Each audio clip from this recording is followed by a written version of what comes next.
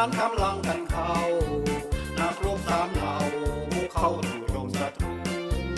อาจพวกแก้วแดงแซ่แสงผู้ขาลบรู้ตามยันต่อสู้กบกู้อธิปไตย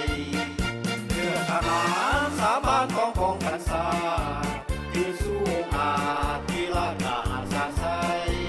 หากคือแผ่น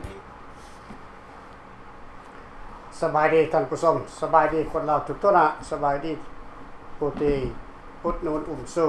เนาะสบายดีคนทุกศาสตร์ที่ว่าฟังภาษาลาวได้เนาะวันนี้ก็เป็นวันศุกร์วันที่10ตุลา2025ในเวลาเดิมพี่น้องได้ประเด็นการเมืองวันนี้จะมาเว้าถึงการทุกข์ยากของประเทศลาวของพวกเราความทุกข์ความยากของพ่อแม่พี่น้องประชาชนคนลาวเหตุผลต้นตอของความทุกข์ยากมันมาจากไสมันเป็นอะไรประเทศลาวนี่50ปีที่ระบบเขาไม่ได้ปกครองมานี่ประเทศลาวจึงทุกข์จนยากจนไปหนาติ๊ก ด้วยเหตุใดหลายคนก็ฮู้ว่าเป็นรัฐบาลคอร์รัปชันรัฐบาลสอราชบางหลวงรัฐบาลขูดรีดกินเงินประชาชนก็จริงแม่นถึกข้าพเจ้าบ่เถียงเนาะแต่ก่อนจะไปถึงตอนนั้นขั้นนั้นเฮาต้องเบื้องหลังเราขึ้นหลังมาอีกว่าเหตุผลที่ลัทธิคอมมิวนิสต์เกิดขึ้นได้ในประเทศลาวนั้นมันมาจากไส ขออนุญาตขอโทษมันมาจากไสไผเป็นผู้ต้นต่อไผเป็นผู้นำลัทธิคอมมิวนิสต์เข้ามาในประเทศลาวหลายคนก็สุภาพในวงศ์สุวรรณภูมิก็ถึกเบิดพี่น้องบ่ถึกแค่แต่นักหนาไปก่อนนั้นมันแม่นไผที่เป็นที่ออกคัวคิดและปัญญาอยากจะเอาประเทศลาวขึ้นเป็นลัทธิคอมมิวนิสต์ในระบอบมาร์กซิสต์เลนินแต่เดี๋ยวเขาจะเว้าเรื่องนี้ขึ้นมาด้วยว่าประเทศลาวนี่ตกทุกข์ได้ยากก็เพราะว่าระบอบคอมมิวนิสต์แต่หลายประเทศคอมมิวนิสต์เขาก็บ่ได้ทุกข์นะเขาก็บ่ได้ทุกข์เพราะว่าเขาเป็นคอมมิวนิสต์เสรีและเขามีเอกราชเขามีประชาธิปไตยโอเคเขามีเอกราชและมีประชาธิปไตยเขาก็บ่ทุกข์บ่ยากเดี๋ยวข้าพเจ้าจะยกตัวอย่างขึ้นมาจักหน่อยในขั้นตอนต่อไปแต่เขาจะมาเล็งซะว่า50ปีที่คนลาวคล้องค่อยอยากเห็นประเทศลาวนี่พ้นจากความทุกข์ความยากเมื่อก่อนรัฐบาลทองรุ่นทองสิงห์ผ่านคำประกาศว่าปี2020ลาวจะพ้นทุกข์ปี2020ลาวจะพ้นทุกข์แกนั่นเว้าตั้งแต่ปี1989ปี1990แกเริ่มต้นเว้าแต่1989 90ว่าปี2020ลาวจะพ้นทุกข์คนลาวทั้งชาติบ่ว่าแต่ในแต่บ่ว่าแต่นอกลาวนอกก็ดีใจว่าลาวจะพ้นทุกข์ลาวในก็คล้องค่อยว่าจะได้พ้นทุกข์จะบ่ได้อึดบ่ได้หิวอีกต่อไปฮอด2020ลาวแห้งจนก่อนเก่าจนเข้าก่อนเก่าจนติ๊กๆเข้าพี่น้องรัฐบาลลาวออกมาแก้ตัวว่าปี2025เราจะพ้นทุกข์แน่นอนเพราะว่า GDP ของเราพุ่งขึ้น5% 6% บางเทื่อเพิ่นก็ว่า 8% 9% GDP เราพี่น้องประเทศเจริญเขาขึ้นได้แต่ 3% 4% แต่ว่า GDP ของเรานี่กระโดดข้ามฮอด 9% พี่น้องแต่การพัฒนาบ่มีแต่ว่า GDP ขึ้นโอเคพี่น้องก็ต้องบางคนก็บ่จักดอกว่า GDP แปลว่าหยังโอเคก็บ่สนใจว่ารัฐบาลเว้ายังบ่ค่อยสนใจมีแต่ว่าปี2025เราจะพ้นทุกข์แน่นอนเพราะว่า GDP ของเรานี่ขึ้นสูง 8% 9%โอเคพอดปี2025มาลาวแห้งจนเข้าไปก่อนเก่าพี่น้องคนทางบ้านซองตัดขาดน้ำท่วมน้ำพังเขื่อนแตกพายุเข้ารัฐบาลบ่สนใจเอาแต่ไผสิเป็นเอาแต่ไผสิตายเรื่องของไผของมันไผเอาตัวรอดได้ก็เอาไปไผบ่เอาบ่ตัวไผบ่เอาตัวรอดได้เรื่องของไผของมันรัฐบาลบ่มีการรับผิดชอบไม่ได้ทั้งสิ้นได้นี่แหละคือการหลอกลวงต้มตัวของลัทธิคอมมิวนิสต์นะลัทธิคอมมิวนิสต์ลาวคอมมิวนิสต์เวียดนามคอมมิวนิสต์เขมรคอมมิวนิสต์จีนแดงคอมมิวนิสต์รัสเซียเป็นลัทธิขี่ตัวโอเคขี่ตัวและบีบบังคับประชาชนให้เสื้อฟังโอเค2025แล้วปัจจุบันนี้รัฐบาลลาวออกมาประกาศใหม่อีกว่าปี2030ลาวจะเปิดธนาคารค่ำลาวจะต้องหลุดพ้นจากความทุกข์ยากแน่นอนเพราะรัฐบาลกำลังขุดค่ำขึ้นมาเป็นธนาคารค่ำซึ่งบ่มีประเทศใดในโลกเลยมีธนาคารค่ำมีแต่ลาวคนเดียวมีธนาคารค่ำธนาคารทองคำคนลาวก็เสื้อหูดับตับใหม่เสื้อเอาแถวว่าโฆษณาซอยรัฐบาลพี่น้องแนวคิดมากินความคิดโอเคและแผนการนโยบายเสียหญ้าถมขี่ม้าของพรรคหลายๆของรัฐบาลสปป.โอเคและพวกทานปัจจุบันนี้คนลาวเกือบ 60-70% ลาวนอกและลาวในร่วมกันนี่ยังหวังค้องว่ารัฐบาลลาวจะพัฒนาประเทศชาติไปได้ไกลกว่านี้แน่นอนประเทศลาวจะต้องพ้นจากความยากจนอันนี้ความคิดของคนลาวทั่วไปในลาวนอกและลาวใน 70% นี่จึงเฮ็ดให้รัฐบาลลาวนี่มีอำนาจในการกดขี่หนีบติ่งพ่อแม่พี่น้องประชาชนคนลาวในเพราะลาวนอกเป็นผู้สุกยุ่งส่งเสริมให้รัฐบาลสปป.ลาวนี่มีอำนาจเหนือกว่าคนลาวอยู่ในประเทศแต่คนลาวนอกบ่เข้าใจดอกเพิ่นบ่รู้สึกดอกว่าเพิ่นนั้นมีส่วนผิดที่ไปส่งเสริมรัฐบาลสปป.ลาวนั่นเงินทุกบาททุกดอลลาร์บ่ได้ตกใส่มือพ่อแม่พี่น้องประชาชนคนลาวแม่นตกใส่ธนาคารของพรรครัฐของรัฐบาลนั่นคือการช่วยเหลือพรรคคอมมิวนิสต์ให้เอาตัวรอดโอเคเฮาจึงเตือนเฮาจึงเว้าเฮาจึงบอกให้คนลาวนอกประเทศหยุดการช่วยเหลือรัฐบาลสปป.ลาวหยุดการเมื่อย่ามประเทศลาวหยุดการส่งเงินส่งคำเมื่อประเทศลาวเพราะมันเป็นการส่งเสริมคนบ่ดีส่งเสริมรัฐบาลบ่ดีข้าพเจ้าเข้าใจว่าเงินบ่เป็นเงินของข้าพเจ้าเป็นเงินของพวกท่านเองพวกท่านมีสิทธิ์อำนาจเต็มร้อยแต่ถ้าพวกท่านอยากจะเห็นประเทศลาวนั้นพ้นจากความทุกข์ยากจริงๆพวกท่านต้องหยุดการส่งเงินส่งคำหยุดการเมื่อประเทศลาวพวกท่านจึงจะเห็นปล่อยให้รัฐบาลเนี่ยกัดหำกินเองกัดหำตัวเองกินพี่น้องมันจึงจะรู้จักว่าความจนมันเป็นแนวใดโอเคระยะนี้พรรครัฐนี่มันอยู่ได้มันขอกันจากต่างประเทศบ่ได้มันก็ขออันนั้นคนลาวมันก็ส่งทองรุ่นมาส่งซ้อนไส้มาว่าตัวโยดอกล่วงลาวนอกประเทศลาวแคนาดาลาวอเมริกาลาวฝรั่ง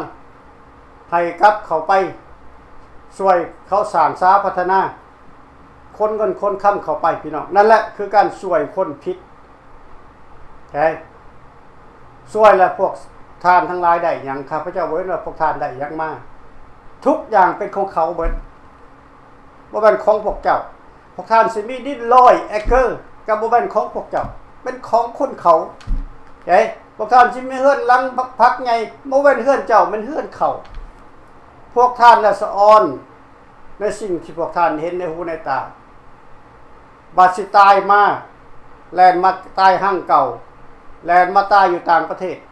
แลนมาตายอยู่อเมริกาแลนมาตายอยู่ฝรั่งเศสให้ลูกให้หลานเป็นผู้เมียนขะซากศพ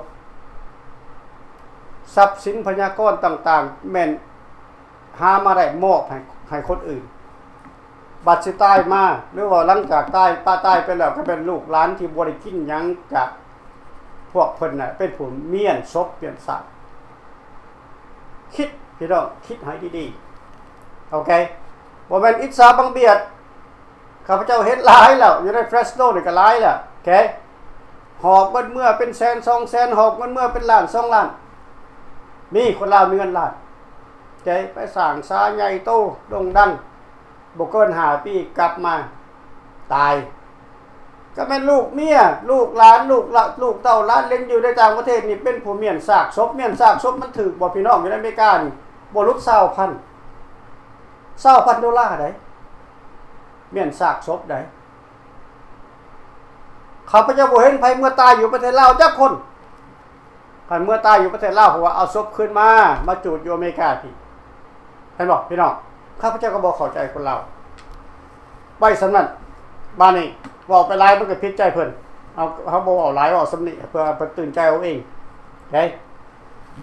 เฮามาว่าบ่นว่าประเทศเวียดนามประเทศแก้วมันทุกข์ยาก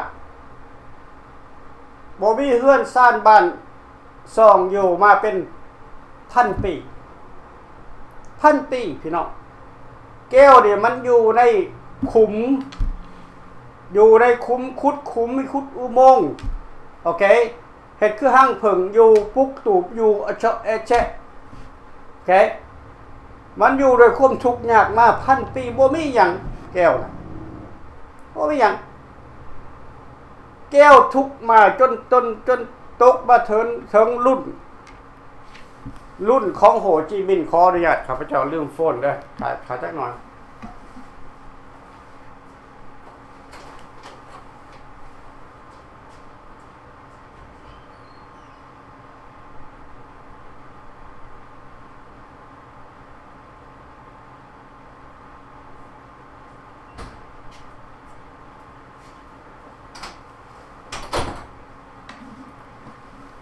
โอเคขอโทษหลายๆพี่น้องโอเคแก้ว ประเทศแก้วนี่มันทุกจนบ่มีข้าวมีน้ำกินพี่น้องกินผักกินหญ้ากินหนูกินผักแห้งผักเปียกก็บ่ได้กินผักสดก็บ่ได้กินผักแห้งคือข้วยกับบัวหนูกินนี่พี่น้องความทุกข์ยากของเขาเจ้าเป็น1,000 ปีขึ้นมาโอเคจนกว่ามีฝรั่งเศสล่าหัวเมืองขึ้น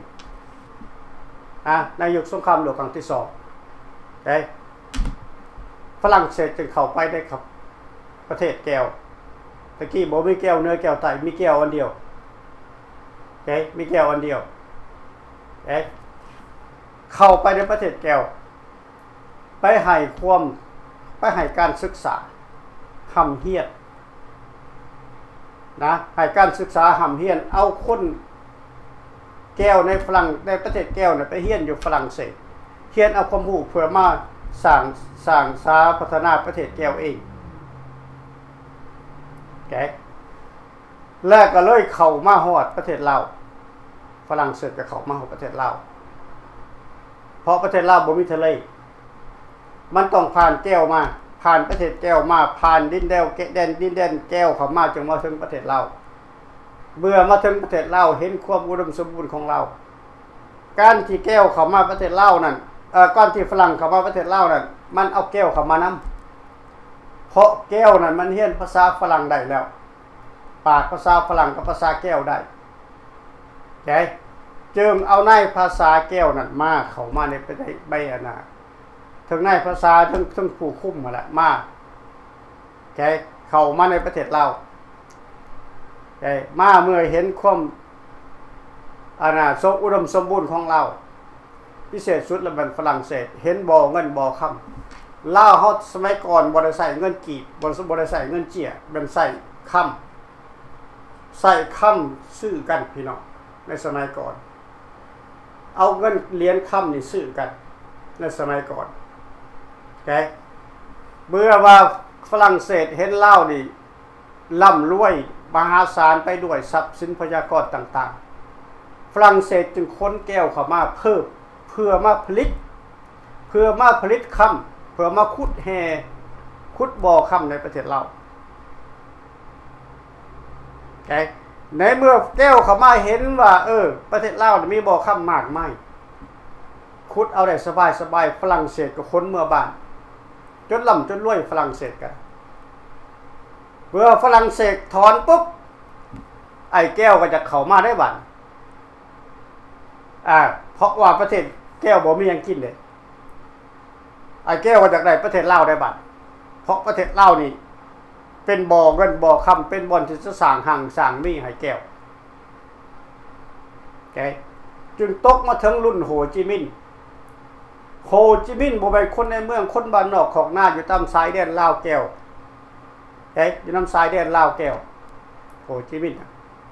ได้ไปเรียนอยู่ฝรั่งเศสจบขั้นสูงเติบแหละท่านทราบเรียนอยู่ฝรั่งเศสแล้วก็ไปเรียนอยู่อเมริกาเรียนอยู่อเมริกาแล้วก็ไปเรียนอยู่รัสเซียไปจบอยู่รัสเซียแล้วกลับมาตั้งขบวนการปฏิวัติขึ้นให้เข้าใจแต่ความจริงแล้วแก้วนะเขาอยากได้ประเทศลาวเป็นประเทศแก้วเพราะถ้าว่าได้ลาวเป็นประเทศแก้วจะร่ำรวยมั่งมีเจริญหุ่งเฮืองแบบบองไว้ที่สุดแก้วจึงเข้ามาหุกห้านลาวโอเคเมื่อแก้วเข้ามาหุกห้านลาวฝรั่งเศสจึงตอบโต้เพราะลาวบ่มีทหารในสมัยก่อนมีแต่ทหารฝรั่งเศสจึงต่อต้านกับแก้วเพราะแก้วหักหลังฝรั่งเศสก็ห้องว่า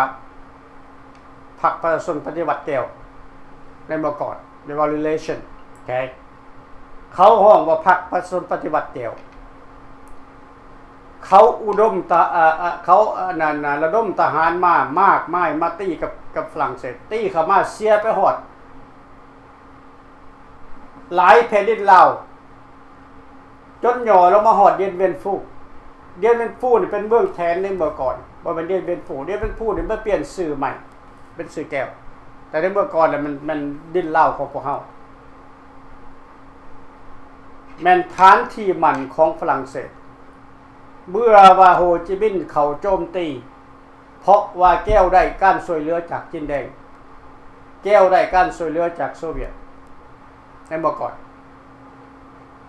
จึงมีพลังเขาโจมตีฝรั่งเศสแตกเพราะแก้วอยากในประเทศลาวเข้าใจพี่น้องคนลาวในปัจจุบันนี้อยู่ในประเทศลาวก็ดีแก้วอยากกลืนกินประเทศลาวแก้วจึงเฮ็ดสงครามอยู่ในลาวเมื่อเฮ็ดสงครามบ่สำเร็จเพราะมีพลังอำใหญ่ของฝรั่งเศสโอเคฝรั่งเศสจึงเรียกร้องไปถึงศาลโลกไปถึงเจนีวาไปถึง UN ว่าเวียดนามหรือว่าแก้วเนี่ยคุกห้านประเทศลาวจะยึดเอาประเทศลาวดังนั้นขอให้ทุกประเทศที่อยู่ใน UN น่ะเข้ามาเป็นคณะกรรมการหยุดยั้งเวียดนามหรือว่าแก้วนี่บ่ให้เขาตีลาวบ่ให้เขายึดลาวจึงมีแผ่นดินอยู่แต่ก็ยังบ่สิ้นสุดแก้วยังบึกบืนต่อสู้กืนกินลาวฝรั่งเศสจึงขอเรียกร้องไปถึงองค์การสหประชาชาติอีกครั้งหนึ่งว่าเหตุใดจึงจะยุดยั้งแก้วเนี่ยบ่ให้กืนกินลาวได้บ่ให้แก้วนี่เขามายึดเอาลาวได้สหประชาชาติจึงบอกว่ามีทางเดียวเท่านั้นตามกฎเกณฑ์ของสหประชาชาติแล้วต้องให้ลาวเป็นกลางถ้าลาวเป็นกลางเมื่อใดแล้วบ่มีประเทศใดจะมีสิทธิ์เข้าหุกห้านประเทศลาวได้เหมือนกับประเทศต่างๆอยู่ในบนโลกนี้ถ้าเป็นกลางแล้วบ่มีประเทศใดบ่มีสิทธิ์จะเข้าไปหุกห้าน ซึ่งเขานับถือกฎหมายกันในโลกนี้พี่น้องแต่แก้วบ่ยอมปฏิบัติแก้วบอกว่าจะเป็นกลางเป็นโลกคอยบ่สนกูบ่สนกูสิตีเอาประเทศลาวให้มันได้พี่น้องลาวจึงกลายมาเป็นกลางและฝรั่งเศสได้ตั้งรัฐบาลให้และก็ตั้งทหารกองทัพป้องกันประเทศให้พี่น้องลาวจะมีชื่อว่าล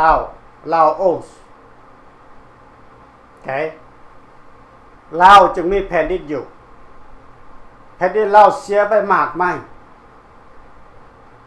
แต่ก็ยังดีว่าเฮายังมีแผ่นดินเหลืออยู่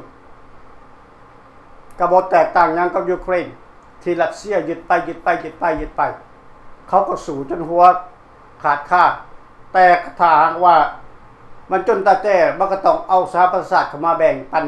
มาแบ่งปันดินแดนใหม่สิ่งที่มันเสียแล้วก็ต้องเสียไปสิ่งที่มันยังเหลืออยู่ก็ต้องเป็นของยูเครนลาวก็คือกัน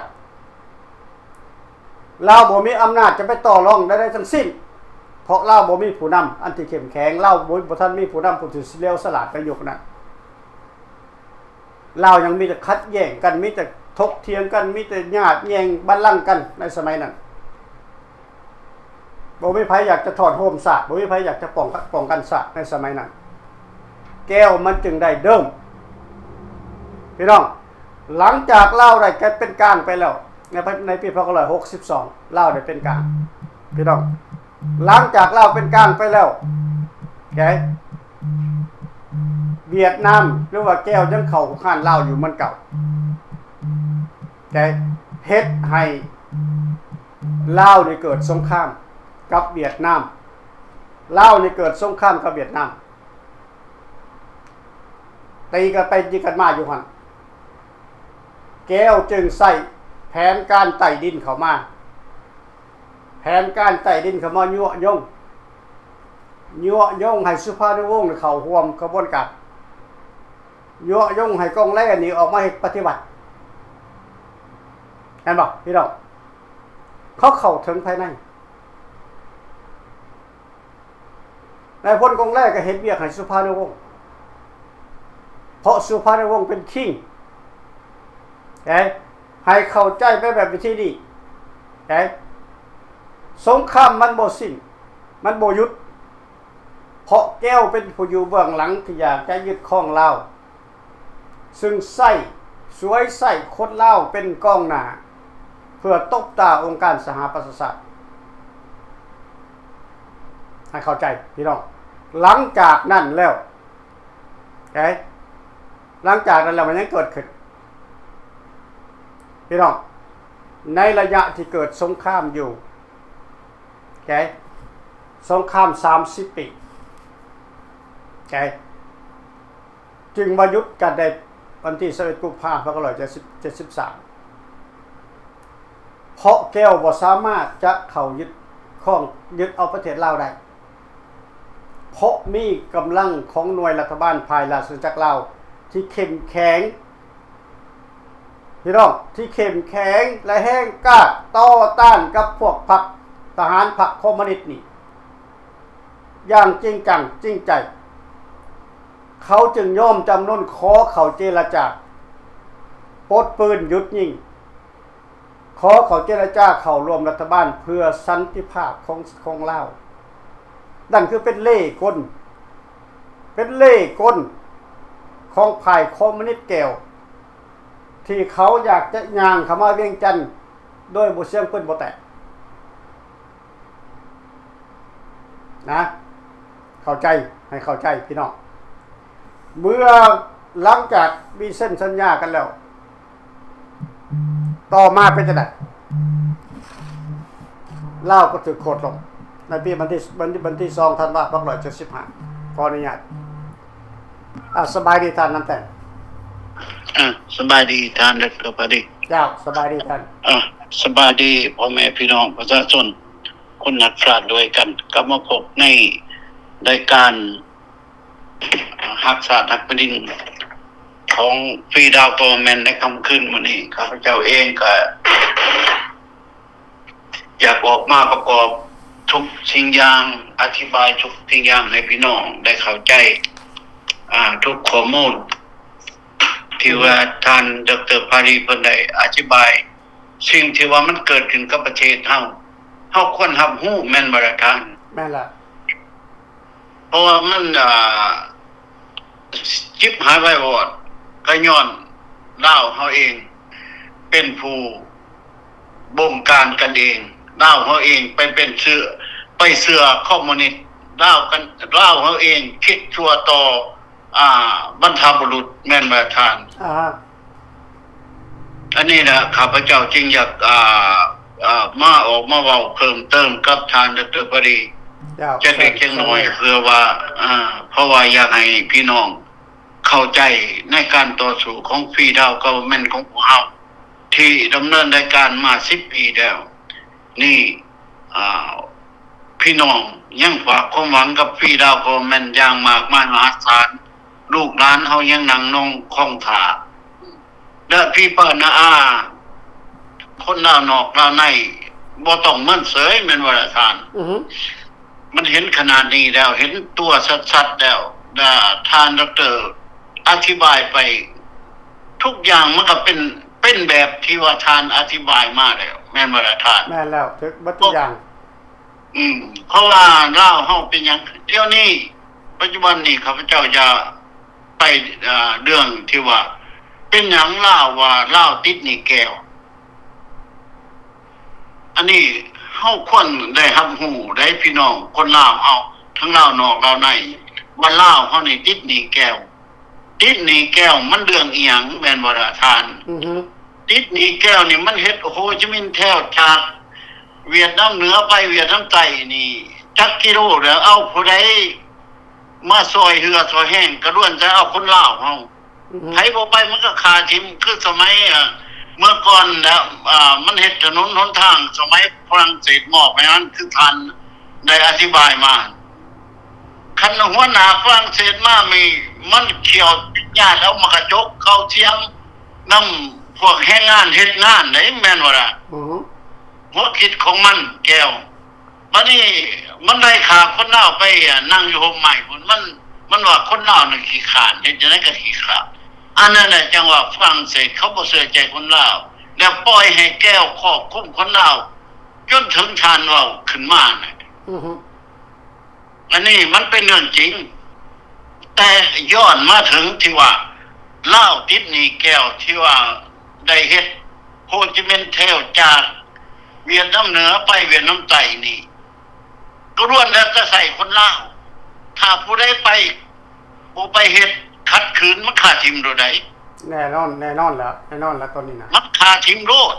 มันบ่ได้ไว้เจ้าจักดีมันฆ่าทิ่มเอาเข้าคกม่องตั้มกูแล้วมันเฮ็ดให้เจ้าย่านเจ้าต้องได้แดนเฮ็ดให้มันแม่นบ่ล่ะมันเอาเล็กตะไบซี่ขนองใส่โซกูแล้วอันนี้ล่ะคนลาวเฮาเป็นขาทาสจนปัจจุบันนี้ภาครัฐพันแฮงเอามันมาขี่ข้อซ้ำแม่นบ่ล่ะเอาแก้วมาขี่ข้อหมดเพราะว่าภาครัฐนั้นมันก็เสื้อสายแก้วในเฮ็ดจังได๋มันจะบอกแก้วมาขี่ข้อคนลาวแน่นอนมันเบิดเลยมันเอาแก้วมาขี่ข้อคนลาวบักไก่ซ้อนดุบักซ้อนไส้บักซ้อนไส้ก็แม่นลูกแก้วบักไส้ชุมพรก็ลูกแก้วแม่นบ่ล่ะคันถ้าว่าบักซ้อนไส้ที่เพิ่นดอนตกในรัฐบาลก็แม่นบักไส้ชุมพรขึ้นมาเป็นรัฐบาลมันก็แก้วทั้งสิ้นแม่นบ่ล่ะท่านแม่นวัดอันนี้ล่ะคนลาวเฮาบ่คิดว่าสมัยเมื่อก่อนสมัยราชอาณาจักรลาวเฮาสมัยนายพลภูมินะนทวัฒน์บ่สมานท่านนายพลกองแร่บ่หรือว่าท่านนายพลวังเปล่าแล้วพวกอันเก่านี่ไปแย่งตำแหน่งกันไหนท่านดร.แย่งตำแหน่งกันเพื่ออยากได้อำนาจแม่นบ่ล่ะราชวงศ์ก็แย่งตำแหน่งราชวงศ์ทหารก็แย่งตำแหน่งตั้งทหารแต่คือข้าพเจ้าเป็นทหารผู้เล็กผู้น้อยนี่ แดนเสตนาสดแม่นบ่ล่ะทาน แม่นแหละ แต่ผู้ใหญ่นั่นวุ่นวายกัน แต่ผู้ใหญ่นั่นมีแต่แปลว่าอยู่ในความเรืองดำไผก็อยากใหญ่ไผก็อยากใหญ่ไผก็อยากเป็นเจ้าของบ่ว่าน่ะเสื้อชาติราชวงศ์หรือว่านายพลนายพันต่างๆก็แย่งชิงกันขึ้นไปตลอดนะ แม่นแหละ แล้วถึงจังซั่นแล้วคอมมิวนิสต์มันได้จังหวะได้คือสมมุติว่าผมมาพระนวงศ์เขาได้จังหวะแม่น แม่ บ่ น ล่ะ แม่น เขาได้จังหวะแล้วเจ้าแย่งกันขึ้นมาแล้วมันนี่เขาสิใส่ผู้ใดว่า โอ้เป็นตัวตั้งตัวตีให้เขาคิดว่า โอ้ผู้นี้จะเปลี่ยนสมองมันง่ายได้สบายเขาก็ดึงเอาตัวนั้น แม่นบ่ล่ะท่าน ฮะ เพราะฉะนั้นแหละล่าห้องมันจึงเสียอย่างจิ๊บหายไปหมดและการใช้อำนาจที่ว่าแม่เต็งคมเห็นพี่น้องประชาชนนี่มันขึ้นมาแต่สมัยแก้วมาเฮ็ดหับใส่ฝรั่งอยู่ประเทศลาวแม่นบ่ล่ะ แม่นแหละ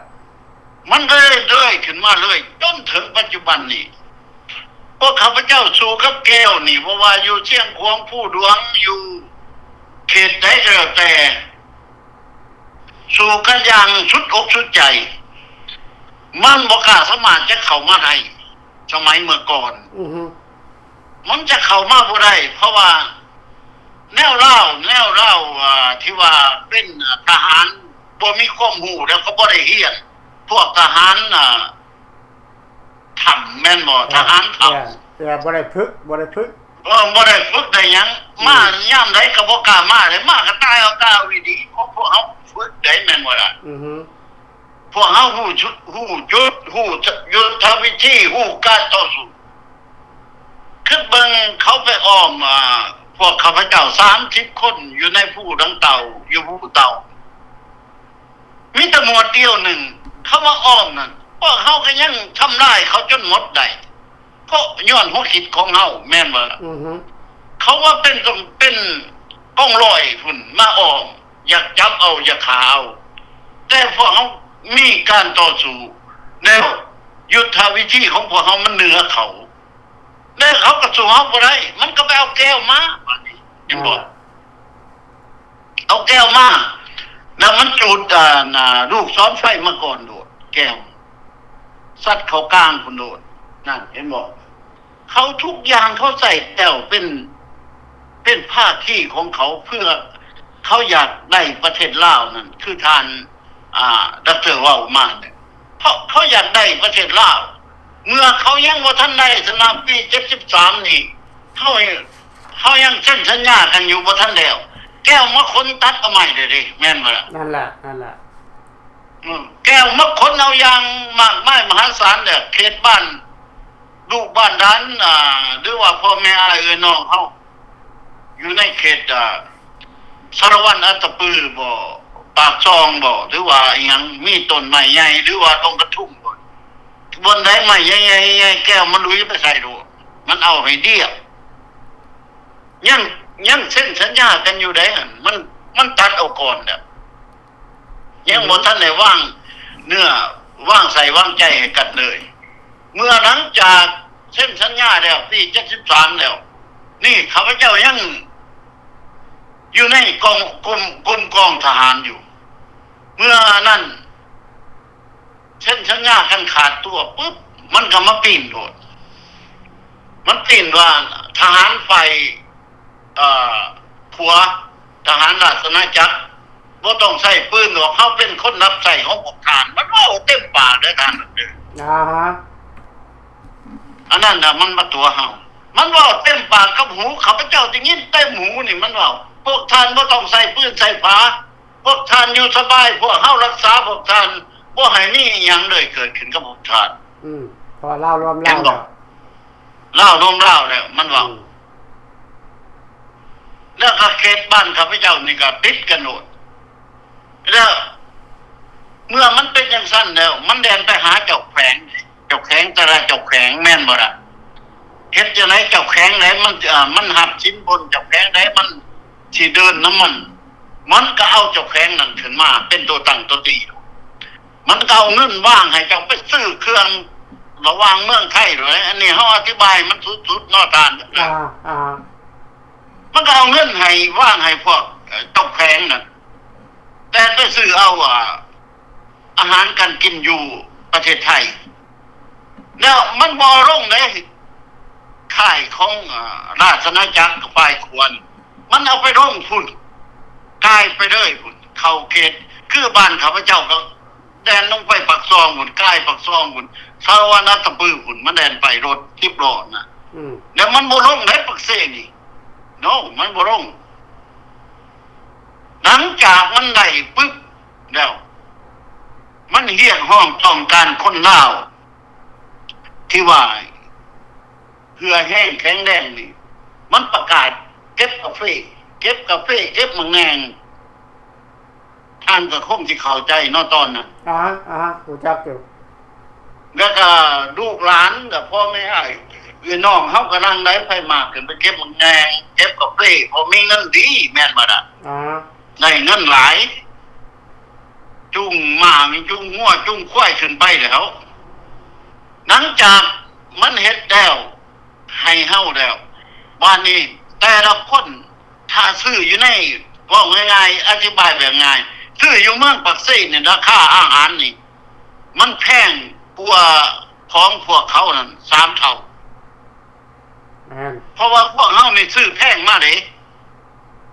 แต่พวกเขาซื้อถูกมากแล้วเขาไปขายเอาเพราะว่าเขาขายถูกกว่าพวกเฮา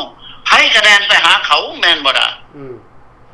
แม่นไปซื้ออาหารการกินน้ำเขาปลาแดดแป้งนัวยังมันเพชรมาเครือยังไปซื้อน้ำเขาซื้อคนนึงไปซื้อนี่เขาจะให้เส้นได้ซื้อเขาไปปับถ้าเจ้ามาไปน้ำข่อยหรือว่าเป็นผู้สี่น้ำผ้าที่ว่าของขบวนการมันขบวนการดอกสมัยเมื่อก่อนขบวนการฟื้นฟูประเทศนี่ยังไงมันพวกท่านจะอยู่รวยควบอุดมสมบูรณ์เขาน้ำท่ามฟ้าถือจังที่แป้งนัวน้ำฟ้าถือแบบนี้มันบอกเห็นบอกนะมันเอาตัวนั้นมาอ้างหนูได้ทานเด้อครับการเมืองหลังจากนั้นแล้วเจ้ากำลังไหลไพ่มากไปหามันเมื่อกำลังไหลไพ่มากไปหามันแล้วมันก็เอาเจ้ามันก็ใส่เจ้าเมื่อเจ้ามีได้ซื้ออยู่ในหันมันถ่ายหูได้รักอักษรเจ้าเลยเจ้าตีนบ่ได้ได้ท่านนั่นเด้อมันนำมาไปขาดถิ่มกันหมดได้พวกนี้แน่นอนอันนี้เข้าใจแล้วข้าพเจ้าก็บ่อยากออกซื้อมันเจ้าแขวงแต่ละแขวงนั่นแม่นบ่ล่ะมันคือการประนามกันอันนี้ข้าพเจ้าเวียนแต่ว่าเจ้าแขวงซื่อแขวงแต่แขวงซื่อและหลังจากนั้นพี่น้องคนลาวเฮาบ่อยากก็ได้กินเด้ขมก็ว่าหวานก็ว่าขมว่าแต่เขาว่า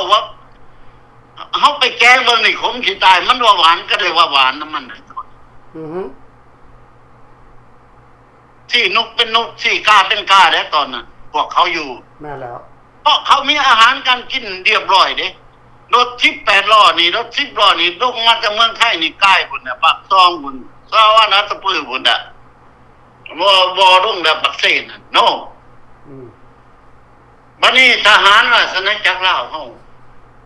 อาหารการกินมีแต่แพงๆเฮาสิไปซื้อมันก็แพงยิ่งแพงพวกเฮาก็ได้พากันกินตามมีตามเกิดกินตามหาได้แม่นบ่ล่ะแล้วมันก็มาประนามพวกเฮาว่าเห็นบ่คณะอยู่ในราชอาณาจักรลาวทหารก็หิวเงินเดือนก็บ่มีวันสิไปซื้อเงินเดือนก็น้อยมาอยู่นำพวกข้าพเจ้านี่บ่อึดเงินเดือนก็บ่ก็ได้หลายอาหารการกินอุดมสมบูรณ์นั่นบ่เห็นบ่และมันประกาศแต่ละหมู่บ้านมันเอาคนบ้านน่ะไปเขาเอิ้นอิหยังบ่สัมมนาบ่หรือว่าอิหยัง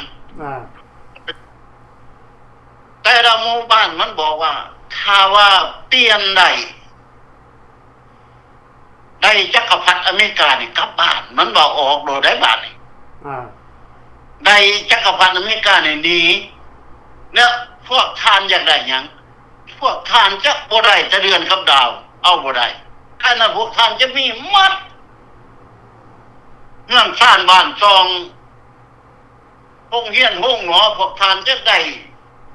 แบบอยู่สบายสบายบ่มีเดือดร้อนหยังบันว่าวันนี้ไผก็เสื้อมันไหนวันนี้พากันแห่กระบวนแล้วเห็นบ่อยู่แถวดักแปดแห่กระบวนมาปักเสเห็นบ่แถวบ้านสมนุกแห่กันวุ่นๆเข้ามาแล้วบรรดาทานในพ้นต่างๆก็มาประชุมกันว่าสิต่อสู้บ่หรือว่าสิทับม่างบ่พวกนี้หรือเฮ็ดจังได๋บัดนี้ผู้ใหญ่คือสุวรรณภูมิมาสุภาณวงศ์โอ้ยเฮาถือกันแล้วเบิดจับมือกันแล้วสุวรรณภูมิมาสุภาณวงศ์จับมือกันแล้วเข้ามาโลดสบายโลดว่านี่เฮาอยู่กันแบบพี่แบบน้องแม่นบ่ล่ะเห็นบ่ล่ะหลังจากว่าอยู่กันแบบพี่แบบน้องได้จักปีบ่ได้พอเท่าใดปีเห็นบ่70มาพังทลายหึมเลยนั่นเห็นบ่กฎของคอมมิวนิสต์มันคิดชั่วทุกรูปแบบแต่ปัจจุบันนี่ก็คือกันปัจจุบันนี่แห้งแหบจากคนลาวเบิดคนลาวตั้งแต่เหนือหัวใจมันแหบปัดเดียวนี่แล้วคนแก้วอยู่ในประเทศลาวบ่ได้เสียภาษีคนเจ็กบ่ได้เสียภาษีได้ลูกด็อกเตอร์แม่นแล้วแต่คนลาวเฮานี่แม่ก็หัวทอบ่มือปลอดขึ้นมาสิไปเข้าโรงเรียนอนุบาล1อนุบาล2นี่ได้เสียแล้วพุ่นน่ะ400,000 300,000 400,000 500,000ด่ะแล้วอีบ้านนอกของเขานี่เขาที่กินยังบ่มีมันเอาเงินนะใส่ไปเสียค่าเรียนเพราะว่าเขาปิดการเรียนของประชาชนคนลาวบ่ให้มีความรู้บ่ให้มีปัญญาบ่ให้มีสมองล้วนแล้วแต่คณะลูกพรรครัฐเขาจังให้เรียนเต็มแม่นบ่ล่ะประชาชนบ้านนอกของเขาแม่บ่มีได้เรียนโรงเรียนก็เบิ่งติโรงเรียนอีห่างในครูผู้เดียวตั้งแต่ห้องป.1 ฮอดป.5แม่นบ่ล่ะก็อีห่างซับกลางคืนมาคุ้ยง่วนอนเต็มโรงเรียนกลางเว้นมาเล็กน้อยหอบขี้คุ้ยขี้ง่วออกจากโรงเรียนก็คิดเอาซั่นแหละพี่น้องคนลาวเฮาบัดไปเฮามาเว้าถึงปัจจุบันนี้บัดพี่น้องคนลาวเฮาไปเฮ้ยจังได๋ไปเดินนำเขาจังได๋ความทุกข์ยากปากหมองบ้านเฮาแทบสิบ่มีดินอยู่แทบสิปีนแผ่นดินอยู่แล้วแม่นบ่ล่ะได้มาอาศัยบ้านเพิ่นเมืองทานคือเมืองไทยคนกลับมาเมืองไทยเฮ็ดเมืองไทยแล้วเขาบ่อยากกลับในประเทศลาวข้าพเจ้าเคยโทรถามเขาหลายคนเพราะว่าโอ้ยอันย่าเอ้ยขนาดกลับไปเมืองลาวนี่จะไปกินหยังได้มีหยังบ่มีหยังในประเทศลาวมีแต่สุดกับสุดมันสุดจุดปุดแล้วประเทศลาวเขาว่าสิกินหยังสิอยู่จังไดมันบ่มีบ่อยากไปดอกเมืองลาวแต่ว่าไปต่อวีซ่าพาสปอร์ตก็ไปสถานทูตเอาบ่ต้องกลับไปเมืองลาวนะสมมุติว่าสถานทูตมันเอาคนนึง 3,000 บาทนี่พวกที่ว่าไปต่อนั่นน่ะดร.พาดิต้องเสีย 8,000 หรือ 10,000 บาทจังได๋ถ้าบ่สั่งนั้นเชี่ยเจ้าก็วางอยู่เทิงโต๊ะหั่นบ่ไปจักเทื่อถ้าจะป้อนเงินเพิ่มทั้งใต้โต๊ะว่าซั่นไปไว้เพิ่นยังเอาเมื่อโลดบ่ต้องได้นอนให้ยุ่งกัดเลยนั่นล่ะอันนี้ล่ะการคอมมิวนิสต์เฮาจึงออกมาอธิบายมันก็คักมันว่าการเว้าขึ้นมาน่ะข้าพเจ้าก็เลยตามเลยนี่ล่ะคอมมิวนิสต์มันคิดชั่วกับประเทศลาวคนลาวเฮาแต่คนลาวเฮาข้าพเจ้าบ่ได้แม่นอังตี้คนลาวเฮาได้นี่เฮาเว้าให้กันฟังเฮาอยากให้พวกท่านเข้าใจอยู่ในปัจจุบันนี้นะบ่ว่าอยู่แคนาดาอยู่อเมริกาอยู่ฝรั่งหอบเงินค้ำมาคือท่านดร.พอดีว่าเอาเมื่อถวายเขาเมื่อเบิดก่อนเงินก่อนค่ำเนี่ยก็เตะหัวมาคือหมาตัวหนึ่งนี่แม่นบ่ล่ะแม่นจ จะอย่างเมื่อก็เมื่อจะบ่อย่างเมื่อจะอยากตายเขาก็ใส่ยาพิษหมดแล้ว ตอนนี้จริงตอนนี้ อันนี้แหละจังหวะคนดาวเฮาจังไหนกะเฮาหนีโมงกมวิทย์เฮาหนีมาบ้านเจริญเมืองเจริญเนี่ยยังโง่ไปให้มันตามันยังไงดาวเด่นตายอันนี้นะพี่น้องเอ้ยก่อนพวกข้าพเจ้าได้ต่อสู้ปีพันเฮาย้อนไปถึงปี1975-80เนาะเว้าให้มันสัตว์กันซะพวกข้าพเจ้าในผู้นี่อยู่ในผู้นี่บ่แม่นกลุ่มหนึงบ่น้อยๆได้700 800คนใดทั้งใต้ยิ่งเด็กๆน้อยๆก็มีพร้อมเตรียมจะสู้กับพวกนี่พวกเหล้าแดงนี่แต่มันมีอุปสรรคเหมือนกันพวกเฮาเป็นหยังจังว่ามีอุปสรรคเจ้านายกับเจ้านายขี่ตัวเนี่ยผู้นำกับผู้นำขี่ตัวผู้นำกับเล่าเล่าอีหยังก็เล่าเสรีครึ่งหนึงคอมมิวนิสต์ครึ่งหนึงเอาไว้เอามาไปเข้าใจกับพวกกองหลอกกองร้อนพากันดักกล้วยดักงัวเขา20 บาทเขามาขายกันกินก็บ่น้อยอันนี้เฮาว่าความจริงกับเจ้าพอดีแม่นอันนี้เรื่องจริงตัวนี้ก็ข้าพเจ้าก็รู้อยู่ข้าพเจ้าต้อนได้บ่น้อยๆไดกล้วยงัวไปเขาคนพวกเฮาที่ว่าเห็นคนบ่ดีเฮาก็บางส่วนเฮาก็ทำร้ายบางส่วนเฮาก็บ่ได้ทำร้ายซ้ำแม่นบ่ล่ะเพราะว่าคนลาวตาดำๆคือกันแม่นบ่ล่ะแต่เขาบ่ได้สนใจเด้อท่านนักเตอร์เอ้ยเขาจับได้ดาวอุปยงอยู่บนไหนพูดว่าใดว่าซั่นมันยิ่งกองกันไว้หันสิหมดมันมีข้วยมันเอาแต่ข้วยมีเงินเอาแต่เงินคนเด็กน้อยมันก็ขาดสิหมดมันบ่เอาไปนับมือมันไหนมันบ่ไปจูงให้เมื่อยไดแม่นแล้วมันจูงเอาแต่ข้วยแต่งัวแต่น่ะสมบัติสอกเอามีเงินมีค้ำมันก็สอกเอาหมดอันนี้ล่ะคนลาวเฮาหนีมาจนปานนี้ย่างไปให้มันซี่น้ำผากอยู่ไถเงินอยู่ในปัจจุบันนี้อยู่ในเมืองลาวมันซี่น้ำผากไถเงินได้กูมื้อนี้ท่านนักเตอร์คือท่านนักเตอร์ว่าแล้วผู้รัฐคนลาวมีเงินเป็นล้านเอาไปถวายให้มันบอกด้วยนะมึงไปด้วยมึงไปจักด้วยจัก1,000 กิโลมึงก็โง่มาตายหม่องเก่าบักเหล้าขาวบักเหล้าเอียงมันว่าให้พวกข้าพเจ้าวินัยกู้สารพัดแต่มันว่าแต่มาเอากันแท้ๆมันก็ถูกของเฮาจักหน่อยได้ข้าพเจ้านี่80เฮาบ่ได้แต่เมื่อก่อน77 78 79มันเอาแก้วมาได้ครับพวกข้าพเจ้าแก้วเต็มทีเต็มแดนรถมีรถ RM รถเอียงรถซ่ามันยำพวกข้าพเจ้าได้เนี่ยต่อมามันก็เอาเฮาประหยัดภาคพิ้นดอกหากแต่ว่าเฮาอยู่ในบ้านเขาก็ดอกฟังของเขาคือเมืองไทยเขาก็บอกว่าโอ้พวกท่านได้หนีจากนี่บ่ต้องอยู่นี่บ่ได้มีขี้รักขี้เล็กเอียงเกินขี่รักขโมยน้อยอยู่แถวนี้แต่มันบ่ดีต่อประเทศชาติบ้านเมืองของพวกผมมันก็ว่ามันก็ให้เฮาได้เฮาเข้าศูนย์ปืนพาหน้าไม้ผู้ใดมีหัวคิดก็ไปฟังผู้ใดบ่มีหัวคิดก็เขาเอาไปหมดอันเนี้ยต้องมอบให้เขาหมดเฮาเอามานำบ่ได้เด้แม่นบ่ล่ะนั่นแล้วอันนี้ล่ะข้าพเจ้าจึงมาเว้าให้คักๆให้พี่น้องคนลาวเนี่ยเขาไม่เห็นว่าการสร้างสาพัฒนาอาจจะว่าเรื่องการสร้างสาพัฒนาแต่สมัยเมื่อก่อนกับสมัยปัจจุบันนี้มันใกล้กันฝ่ากับดินในทานเด้อโอ้ยมันเทียบบ่ติดมันใกล้กันฝ่ากับดินถึงแต่แม่นเฮาบ่ได้ใช้เงินดอลลาร์มากมายสมัยเมื่อก่อนราชอาณาจักรเฮาใช้เงินกีบเงินหยังกันใช้เงินดอลลาร์เล็กๆน้อยๆใช้เงินบาทเล็กๆน้อยๆแม่นบ่ล่ะเฮาก็ยังมีอยู่มีกินอุดมสมบูรณ์ทุกรูปแบบเลยแต่ปัจจุบันนี้มันไปหาตัวขอเงินวันหนึ่ง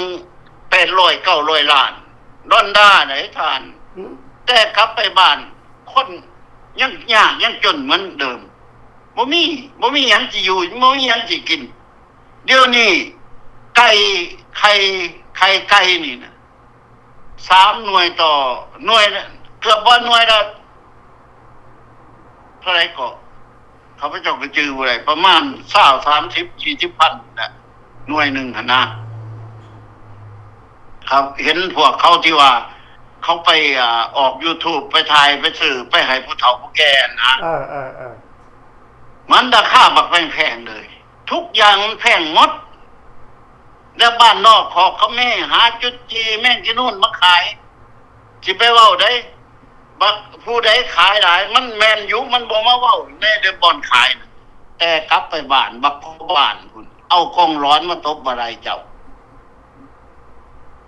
ไปขายมื้อนั้นได้เท่านั้นนั่นเขาฮู้จักหมดนักเจ้าพอดีเอ้ยเจ้าต้องได้เสียเท่านั้นการคุ้มครองหรือว่าการอยู่ร่วมชาติร่วมแผ่นดินกันนี่ทุกรูปแบบมันเอาท่านนักเตอและเฮาคนลาวเฮาเดี๋ยวนี้เพ้อไปหนีกันโดดลมก้มตายเป็นลาวอุปยุกความน้ำความผู้ความพามาแทบล่มแทบตายผู้มาบ่ทันก็ถึกมันยิ่งลงน้ำคลองก้องจุดพูนแม่นบ่ล่ะท่านแม่นล่ะความเจ็บปวดก็ใช้เบิดได้อยู่ตามผู้ตามพาย่างไปบ่ไหนคันธาเฮาบ่ดึงกับพวกมิ้นนั่นกินข้าวบ่ได้อยู่เขตผู้บ้านของน้ำแข็งเองนี่นะกินข้าวบ่ได้เพราะความมิ้นของมันคนตายวันบ่นี้ได้มันมิ้นก้งผู้เลยแม่นบ่คือกันกับเขมรตายตอนนึงจนแห้งลงนะอันนี้คือกันมันบ่มีแห้งตอนนั้นแม่นบ่ล่ะแม่นแห้งก็หนีเองกล้าก็หนีได้ถ้าเกิดพอดีเจ็ดบ้านข้าพเจ้าบ่มีแห้งสิมากินสัตว์เน่าเลยเนาะบ่มีทุกอย่างนี้เบิดอันนี้ล่ะจังว่าเฮาได้ออกมาอธิบายความเป็นจริงหวังอย่างยิ่งว่าคนลาวเฮาที่ว่ายังพร้อมเพรียงเฮียนหน้ากันบ่หลายกันน้อยแล้วมาเป็นน้ำหนึ่งใจเดียวกันเอาฟรีดาวกเวอร์แมนต์ขึ้นเฮามาซอยกันคนละ50หรือกดใดกดแชร์กันซอยกันเพื่อคนละเล็กละน้อยเพื่อการต่อสู้เฮาอยากให้คนลาวเฮามีออกมาท่าคือทหารกล้าหรือฟรีดาวกเวอร์แมนต์นี่อยากให้มันชปปลาวมาเรียกห้องพวกเฮานี่ไปขึ้นเจนีวาขึ้นศาลแม่นบ่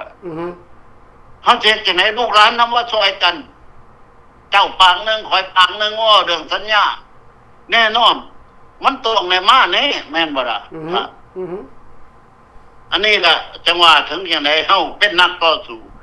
1บ่ต้องไปใจน้อยบ่ต้องใจคอยแล้วก็บ่ต้องเงียง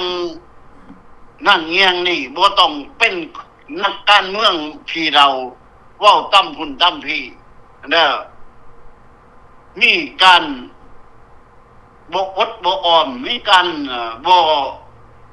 ใจบ่สู้เฮ็ดจังได๋พี่น้องอยู่ในฟรีดาวกเวอร์แมนต์หลายเพิ่นให้ความหวังแก่บรรดาทหารหรือว่าเจ้านายทุกท่านแม่นว่าท่านแล้วพวกเฮายังมีใจออกไปนอกทูนอกทางมันเป็นไปบ่ได้ไดนักต่อสู้บ่ต้องออกนอกทูนอกทางเฮาต้องไปตามทางย่างตามเพิ่น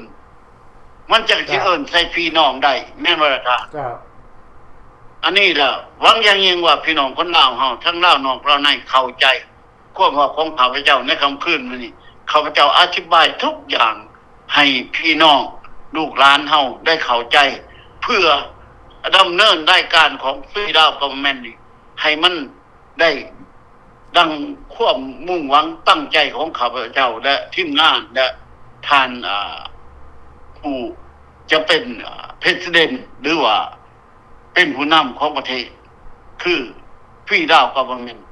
อันนี้ก็ขอให้เข้ามาคนละเล็กละน้อยเพื่อ เอาศาสตร์เอาแผ่นดินเฮาถึงจะได้กับฝากก็มาก้มแพงทุกๆการและพี่น้องประชาชนทุกๆคนบ่ว่าเรานอกเราในก็ขอให้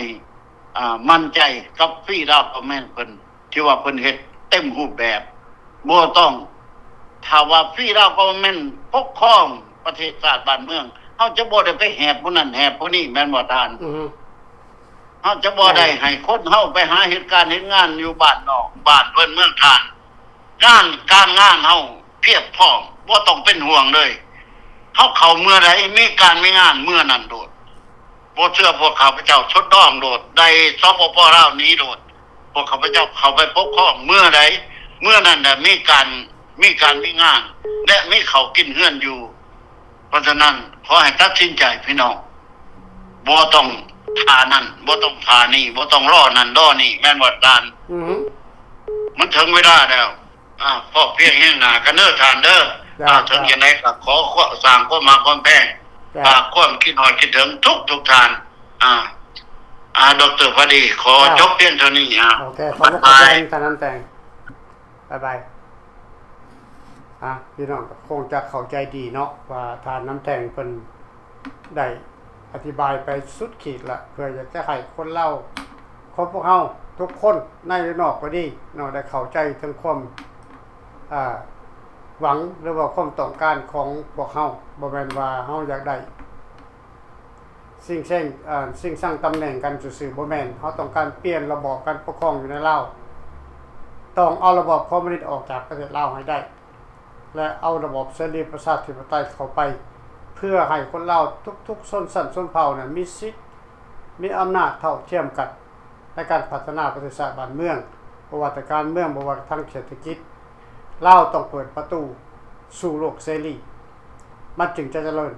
ถ้าลาวบ่เปิดประตูสู่โลกเสรีแล้วลาวก็จะยากจนไปตลอดกาลพี่น้องเนาะสิ่งใดก็ดีอยากให้คนลาวของพวกเราทุกคนนี่อย่าย่อท้ออย่าลดละในความปกป้องชาติในความรักชาติชาตินี่เป็นของคนลาวทุกคนนะเดี๋ยวนี้เฮามีรัฐบาลแก้วปกคุ้มครองอยู่เฮามีรัฐบาลแก้วเป็น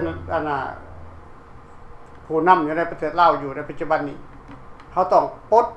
และขับไล่พวกผู้นำแก้วนี่ออกจากอำนาจการปกครองและเปลี่ยนแปลงระบอบไปสู่ระบอบเสรีประชาธิปไตยให้ได้พี่น้องขอขอบใจน้อยนะขอบคุณมื้อนี้ขอบใจท่านน้ำแตงและขอบใจท่านผู้ชมเนาะไปมีคอมเมนต์ก็คอมเมนต์เข้ามาเนาะขอบใจละลายอย่าลืมกดไลค์กดแชร์เนาะกด Subscribe เนาะพี่น้องให้ละลายข้าพเจ้าเบิ่งแล้วมื้อนี้ Subscribe นี่ 8,000 กว่าคนแล้วโอเคอยากให้หลายคนนั้นเนาะอยากให้เป็นล้านคนละพี่น้องล้านขึ้นไปเนาะขอบใจ